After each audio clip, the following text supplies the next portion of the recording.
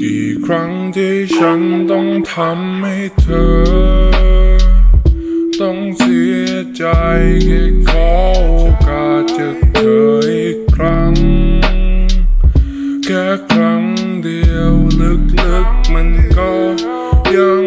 หวังให้เธอให้อภัยฉันทีขอสัญญาจะไม่ทำอีกแล้วอยากให้มายืนข้างๆกันและจับมือฉันเหมือนเดิมมันยังคิดถึงจนข้ามวันใจมันเจ็บช้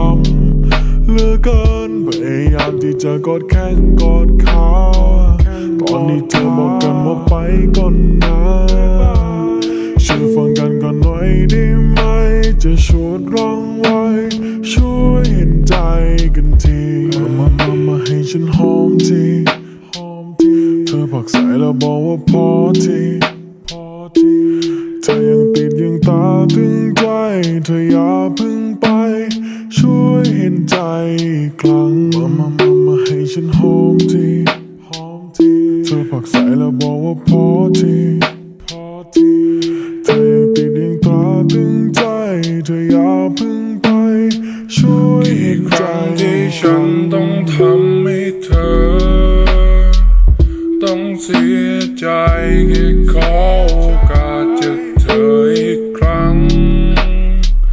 แค่ครั้งเดียวลึกๆมันก็ยังหวังให้เธอให้อภัยฉันทีขอสัญญาจะไม่ทำอีกแล้วลึกๆฉันก็ยังหวังลึกๆฉันก็ยังฝัน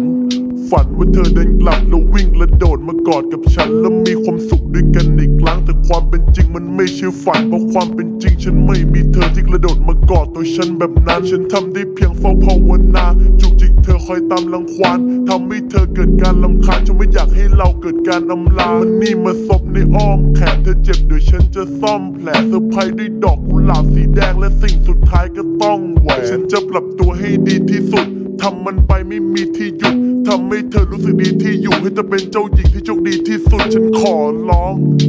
ฉันยอมทุกอย่างแล้วนะจริงๆได้โปรดเธอกลับมาเธอจงเดินกลับมาตอนนี้ซะดีๆจะให้ฉันกลับก็ได้ให้กลับมาเหอะฉันขอวอน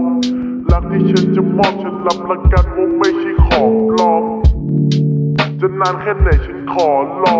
ขึ้นชื่อว่าเธอเท่านั้นที่ตัวของฉันจะขอยอม